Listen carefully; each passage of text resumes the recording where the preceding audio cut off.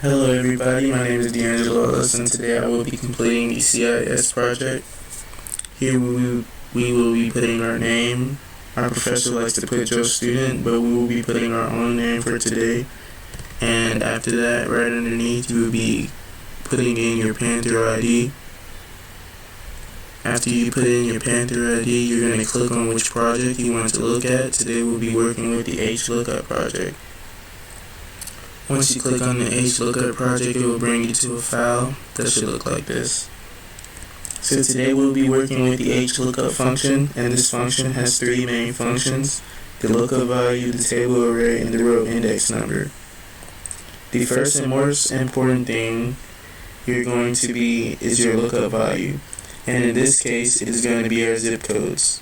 Our zip code will help us find out our city, county, count of Doraville, and our ALT city. We're going to start by putting in our zip code, which is 30320. After that, we'll be putting in our information for our city. So we're going to go ahead and put equals HLOOKUP. Our lookup value will be B3. And our table array will be B10 through DE21. After our table array, our row index number we'll be looking at is 3. And since we want an exact match, we're going to go ahead and we're going to put false. After you put false, you're going to go ahead and close your parentheses, press enter, and it should give you Atlanta. For our next function, we're going to be working with the county thing function, and in this one we're going to use HLOOKUP function to determine the county for whatever zip code is placed into the cell B3. For this one, we'll be using HLOOKUP again. So you're going to go ahead and type HLOOKUP. Our lookup value will be B3 once again. Our table array will be B10, same as last time, through DE21. You're going to go ahead and put a comma, and we're now moving on to our row index number, which in this case is going to be 6. After you put 6, you're going to put a comma, and once again we're looking for the exact match, so we're going to put false. After you put false, you can go ahead and close your paren, press enter, and it should give you Clayton County. Okay, for this next function we're going to be using the COUNTIF. So this one we're going to be using the COUNTIF function to determine how many number of times the city of Doraville appears in the table below. So we're going ahead and put equals COUNTIF.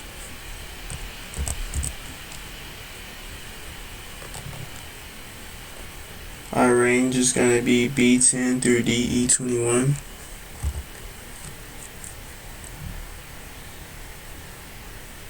I'm sorry, B10 through DE21. B10 through DE21. You're going to put a comma, Doraville.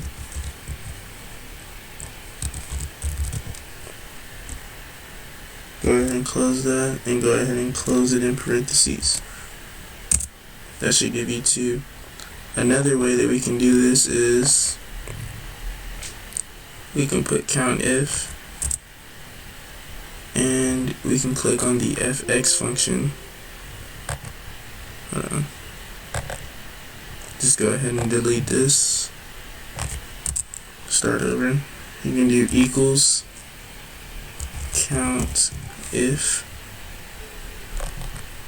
You can click on the FX function to make this easier for you. Our range again is going to be B10 through DE21. And our criteria is going to be Doraville once again.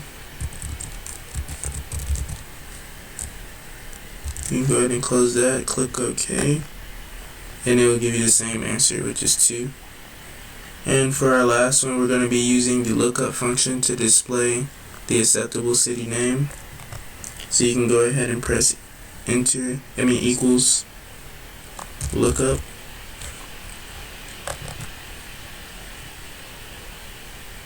Our lookup value is going to be B3, which we've been using in this whole entire demonstration.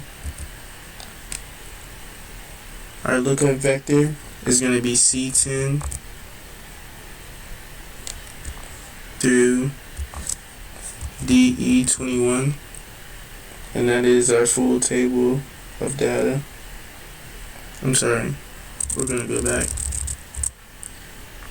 B3 C10 through DD10. You can go ahead and put a comma. C14 through WD14. You can go ahead and close your paren, press enter, and it will give you 0. If you go ahead and change your zip code or put any zip code that's not on this table, it'll give you it'll change the data set and it won't give you any data. That's it for this video. If you have any questions, you can click. Hey, this is D'Angelo Velez, and we're live from the video you just watched. Today's joke is gonna be, there isn't really a joke. I would just really suggest getting professional help before you watch this video, before you complete your work. Thank you.